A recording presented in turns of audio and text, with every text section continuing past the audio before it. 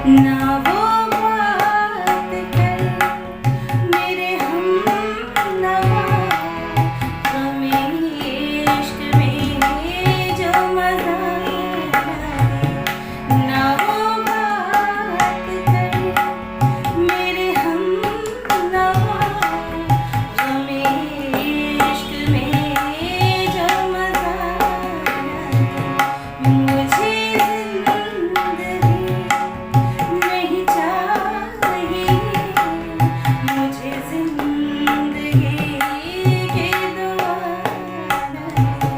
मुझे जिंदगी नहीं चाहिए, मुझे जिंदगी की दुआ नहीं।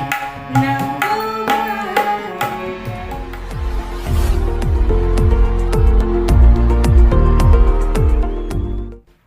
नमस्कार दोस्तों, एक बार फिर से आपका स्वागत है आपके अपने शो जिसका नाम है कानपुर के सितारे। जी हाँ, मैं हूं नवीन प्रजापति, आपका होस्ट और आपका दोस्त। और आज हम मिलने वाले हैं एक ऐसे बहुत ही खूबसूरत कलाकार से। जी हाँ, इस मंच पर और इस स्टेज पर आप पहली बार उनको सुनेंगे। जी हाँ, जिनका नाम है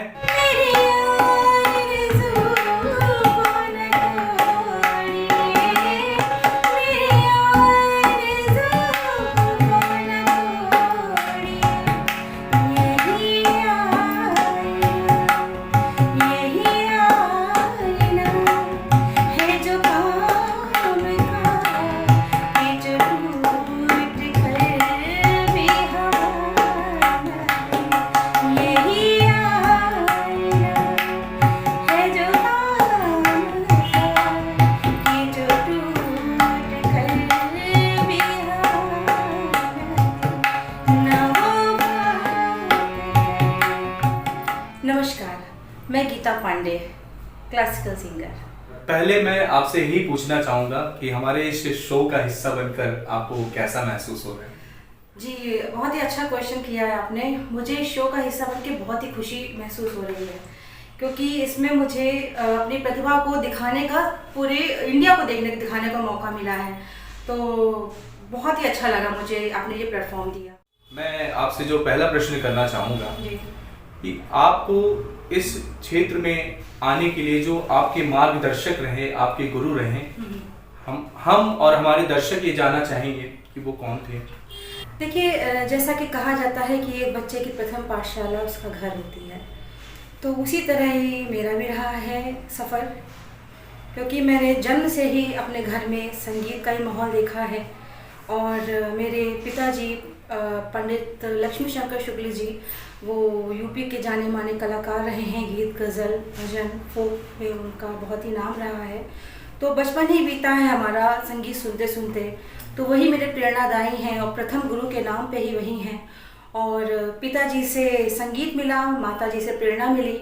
फिर आगे चलकर, क्योंकि संगीत में रुचि थी बहुत मुझे, तो आगे चलकर फिर मैंने इसी में विशारद किया, एमए किया, वोकल म्यूज़िक से किया मैंने। फिर आगे चल के मैंने जो शास्त्रीय संगीत की जो मैंने विधिवत शिक्षा प्राप्त की है, उस्ताद अफजल हुसैन खान निज़ामी जी से सीखी है।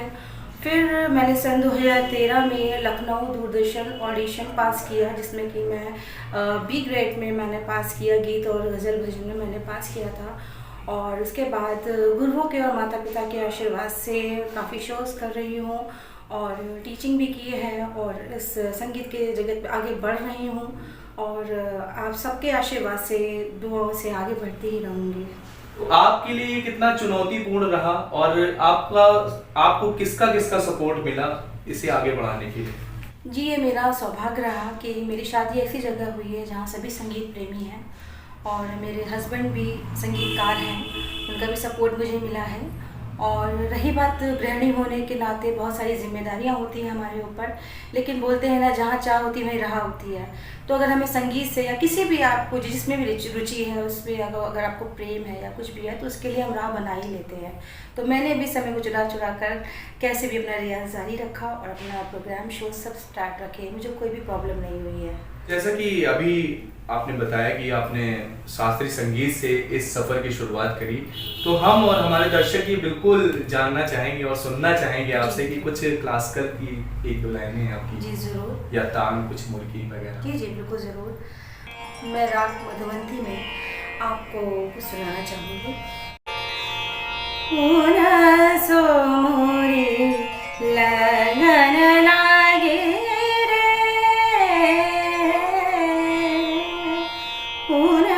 सो मोरी लगन लागे रे, मैं तो तन मन धन सब हारी रे, मैं तो तन मन धन सब हारी रे, सो मोरी लगन लागे रे। तो गीता जी, आपसे जो अगला प्रश्न मैं करना चाहूंगा वो ये है कि आप इस क्षेत्र में किसे अपना आइडल मानते हैं जी।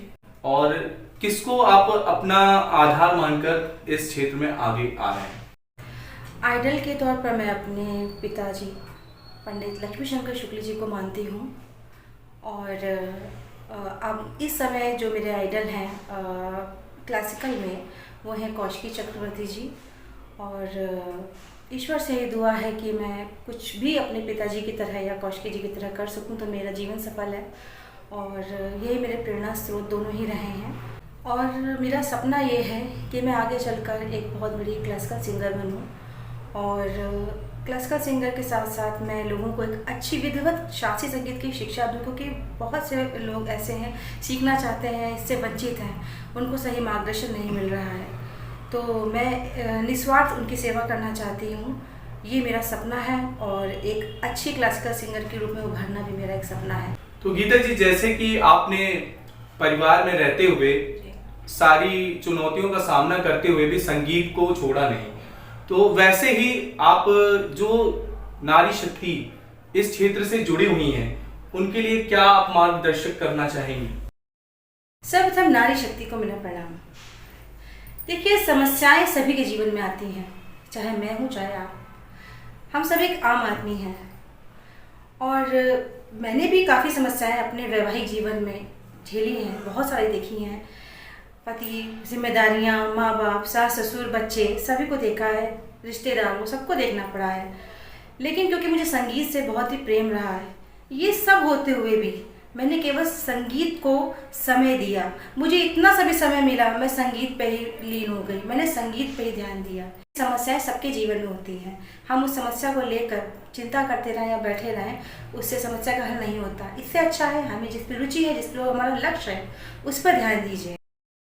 गीता जी, जैसे कि आप भी इस म्यूजिक इंडस्ट्री से जुड़ी हुई हैं, तो एक प्रश्न आपसे मैं ये करना चाहूंगा और हमारे दर्शक भी ये जानना चाहेंगे कि आप ऐसा कौन सा सुधार चाहती हैं जो कि हमारे कानपुर की इस इंडस्ट्री में, म्यूजिक इंडस्ट्री में खासकर होना चाहिए, जिसकी कमी है?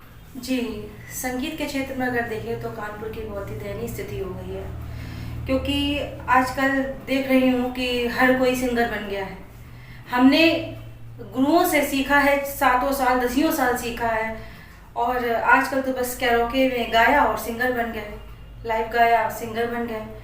तो और क्या कहते हैं, एक बात और ये कहना चाहूँगी कि जो सीखने वाले हैं उनको शिक्षा नहीं मिल पा रही है। उनके अंदर जज्बा है, बट उनको अच्छा सा मतलब ना कोई गुरु मिल रहा है, ना सीखने के लिए उनको कोई रास्ता मिल रहा है, कोई दिखाने वाला नहीं है।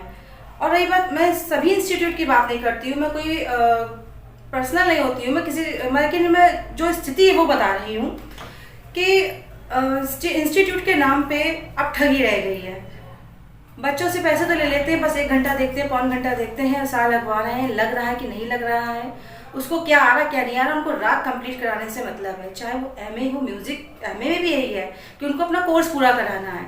आपको ये नहीं मतलब कि गला तैयार हो रहा है कि नहीं, वो प्रॉपर क्लासिकल सीख रहा है कि नहीं सीख रहा है, को स्वर की नॉलेज हो रही है कि नहीं हो रही है, उससे कोई मतलब नहीं है। और रही बात कैरोके की, मैं फिर आ रही हूँ इस बात पे कैरोके की। इतने सारे प्लेयर्स होते हुए भी, कितने तबला वादक हमारे, कितने सिंथेसाइजर, कितने गिटारिस्ट होने के बाद हमारे सब कैरोके में गा गा के सिंगर बने जा रहे हैं। चाहे उनमें सा लग रहा हो, चाहे नी लग रहा हो, चाहे ना लग रहा हो, बट उनकी सबकी वाहवाही हो रही है। तो ये एक बहुत ही गलत मैसेज मिल रहा है कानपुर के। क्या हम ऑल ओवर इंडिया की बात करते हैं कि इस चीज़ को बढ़ावा ना दिया जाए, और आप सभी आवाज़ उठाइए कि प्लीज़ कैरोके को बढ़ावा मत दीजिए, क्योंकि कैरोके को बढ़ावा देने से मतलब है कि हमारा जो वाद्य यंत्र है वो कहीं ना कहीं मर रहा है। लाइव वाद्य यंत्र, कैरोके में तो प्ले हो रहा है बट लाइव वाद्य यंत्र हमारा मर रहा है।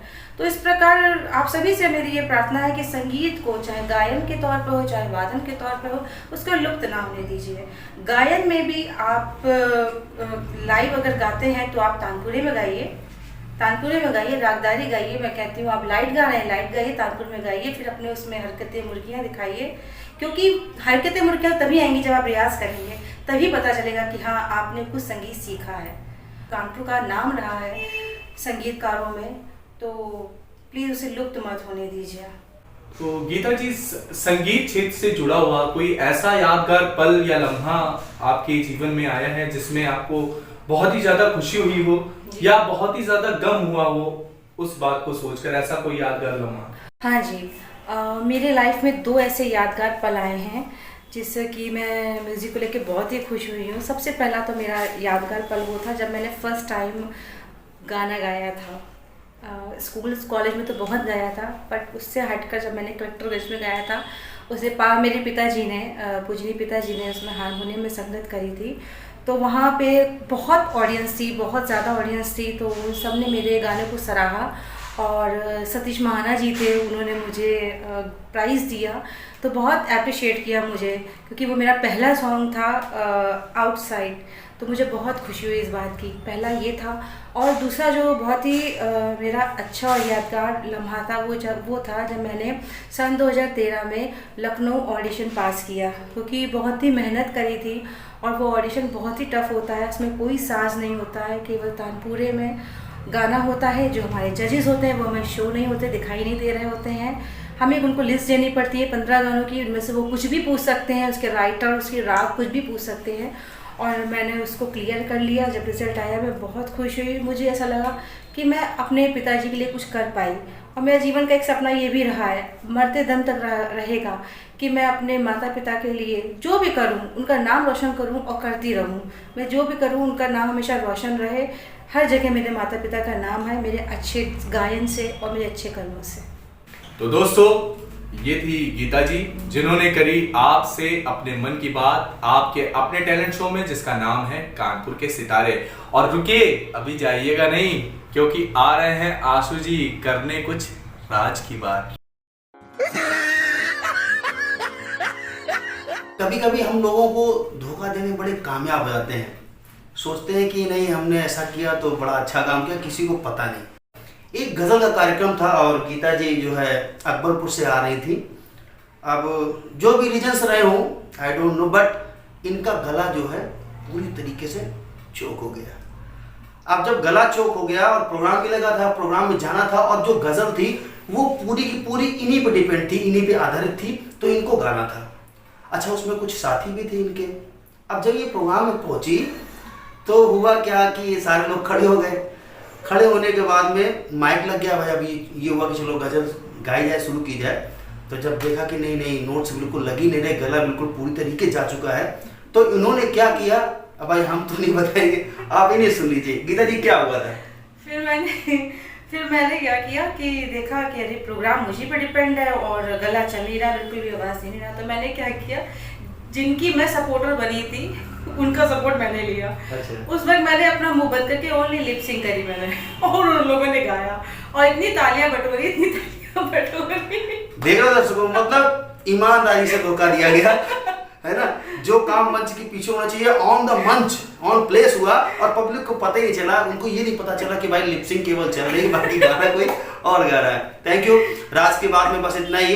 बाकी मैं निवेदन करना चाहूंगा समस्त कलाकारों से, जितने भी कानपुर के हमारे भाई हैं, बंधु हैं, जितनी भी हमारी बहनें हैं, सभी से निवेदन है कि इस प्लेटफॉर्म पे आए, क्योंकि हमारा और नवीन जी का एक ही ड्रीम है कि मैं चाहता हूँ कानपुर के जितने भी आर्टिस्ट हैं, चाहे रिदमिस्ट हो या वोकल, जो भी गायन वादक जो भी करते हो, हम सभी को एक मंच पे देखना चाहते हैं। हमारा उद्देश्य यही है।